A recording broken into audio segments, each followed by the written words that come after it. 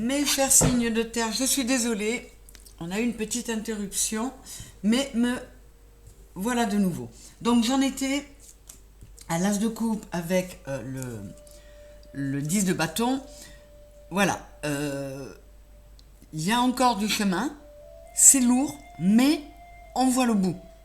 Donc accrochez-vous parce que la promesse, c'est ça, c'est quelque chose de...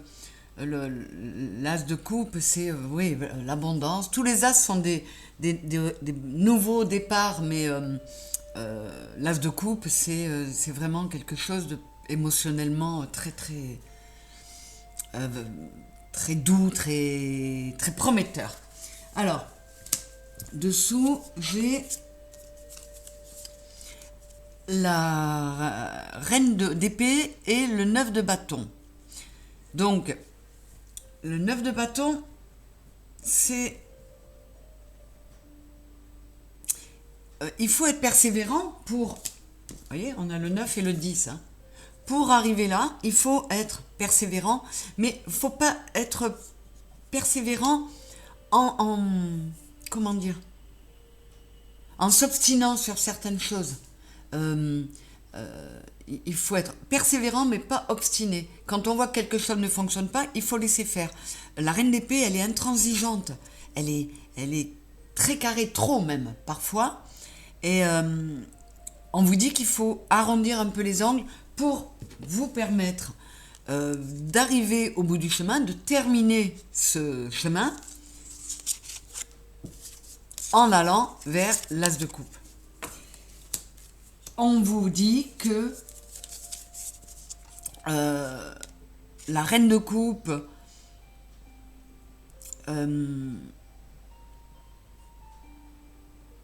comment dire, la reine de coupe, elle confirme ce que je viens de dire. Il faut arrondir les angles.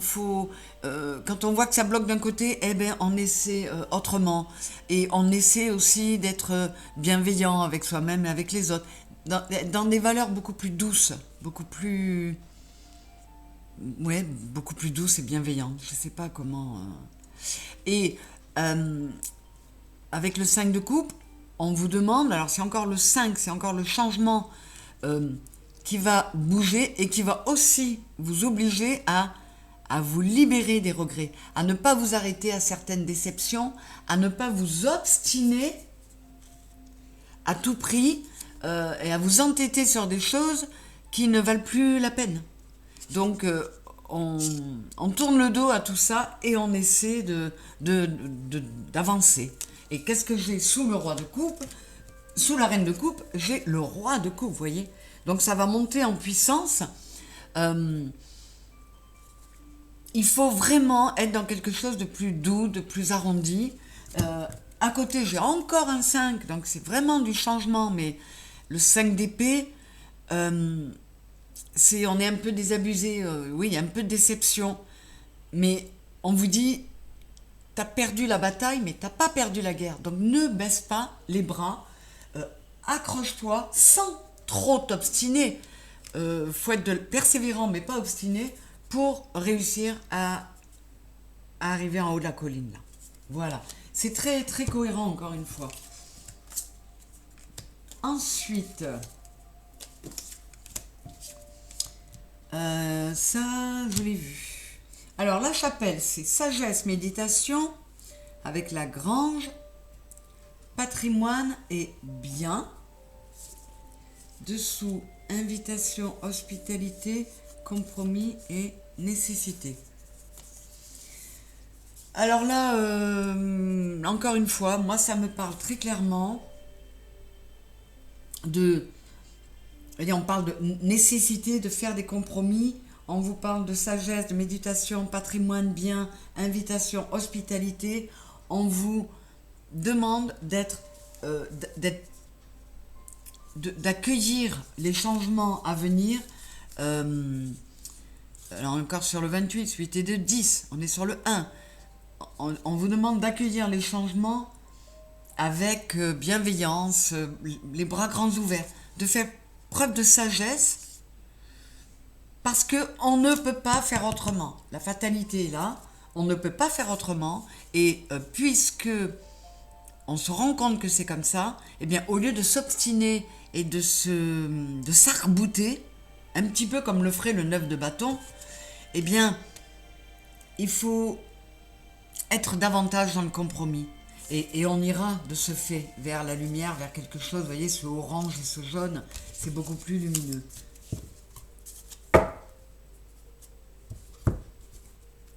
Et on vous dit, même si tu te trouves face à des imprévus, à des épreuves, mais fais-toi confiance, tu prendras les bonnes décisions, tu auras du soutien, là, notamment possiblement par des âmes sœurs, tu auras du soutien pour sortir de ce dilemme et prendre les bonnes décisions qui vont te faire passer de cette carte sombre à cette carte beaucoup plus verte le vert étant la couleur de la guérison. Là, on vous le dit, tu as mis en place des fondations solides pour aller vers la réalisation de tes souhaits. Mais ce 4 de denier, là, qui s'appelle fondation solide dans cet oracle-là, dans ce tarot-là, dans bien d'autres tarots, il est représenté par une personne assise sur un coffre avec ses deniers dedans, un petit peu harpagon de l'avare, qui laisse penser qu'on est trop... oui, on est dans une forme d'obstination qui ne nous permet pas d'accéder à ce qu'on veut. Et vous voyez, je vous parle de coffre fermé sur lequel on est assis. C'est la première fois que je le vois. Sur cette carte-là, on a un coffre ouvert.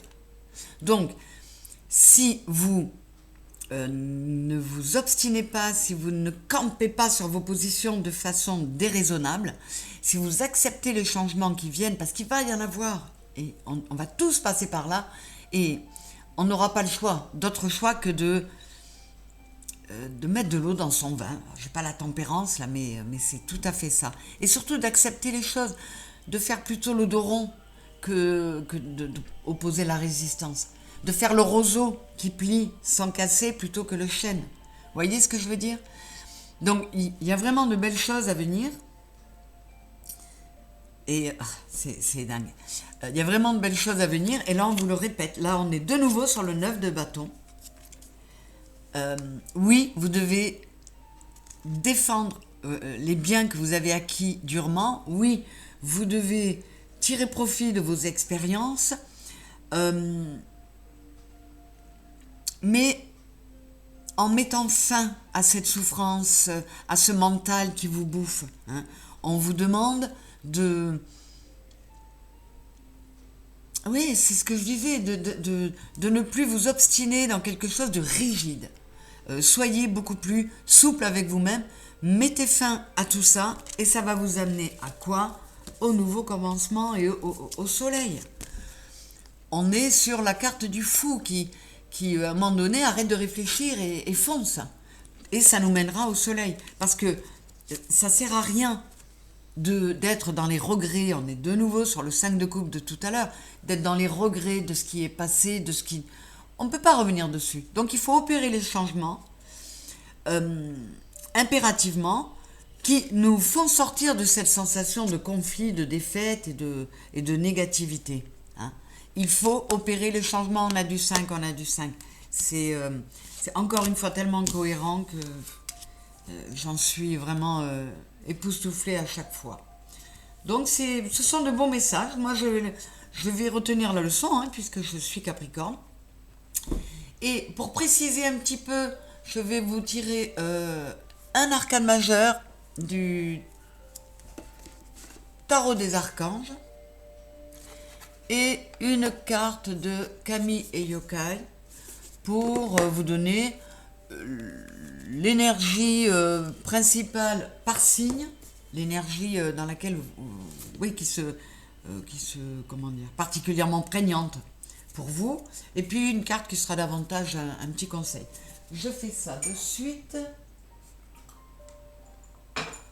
Alors, pour les taureaux, s'il vous plaît, pour les taureaux, quel arcane majeur qui nous donnera l'énergie dominante, ben celle-là, pour les taureaux. L'empereur, archange Uriel, stabilité et efficacité. Prenez une situation en main et n'hésitez pas à avoir des projets ambitieux. L'empereur, c'est celui qui veut la stabilité, le 4, et qui va dans l'action pour atteindre cette stabilité. Et un conseil, donc pour nos taureaux, voilà, ça c'est pour les taureaux, s'il vous plaît. Allez, la voilà. Et nous avons Ao Andon. Je vous lis.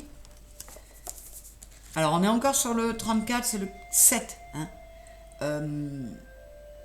Il est encore, puis il y a plein de bougies, il est encore question de vous mettre dans la lumière, d'en mettre en vous et de vous tourner davantage vers votre spiritualité. On dirait vraiment que cette année, on ne peut pas faire autrement. On ne peut pas ignorer sa partie spirituelle et divine. On ne peut pas. C'est vraiment tellement récurrent dans les messages. Alors, je vous dis...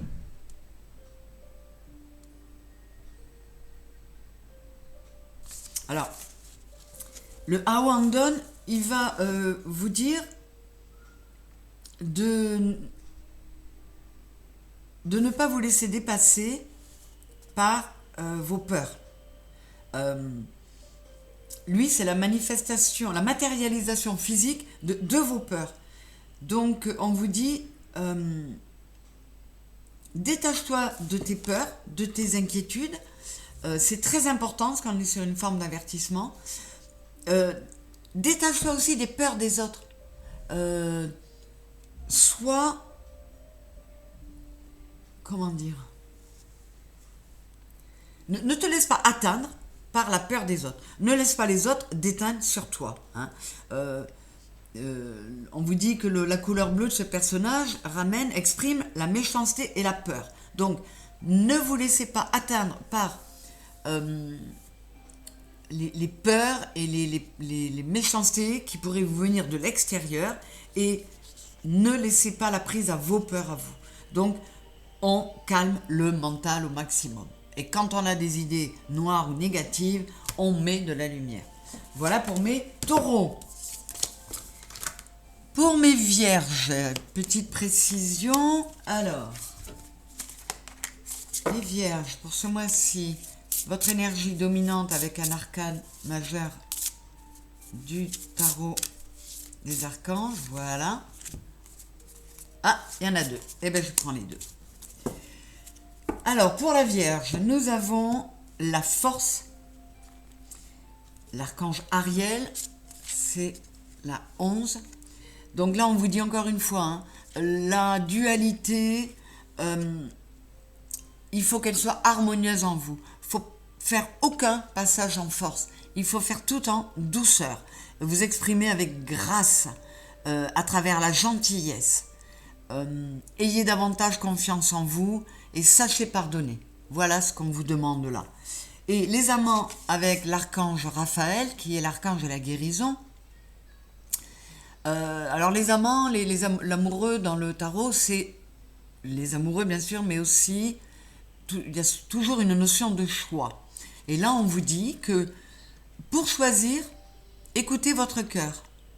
C'est-à-dire que on vous demande d'écouter votre cœur et vos émotions plus que votre mental pour prendre des décisions. Engagement profondément émotionnel et pouvoir de l'amour. Et avec l'archange Raphaël et le vert qu'on a là, on vous le confirme, mes vierges, vous allez vers une guérison. Si vous acceptez de mettre plus d'amour et d'arrondir plus les angles dans votre vie en général, eh bien, vous allez vers une guérison. Le petit conseil de Camille Yokai pour les vierges, s'il vous plaît.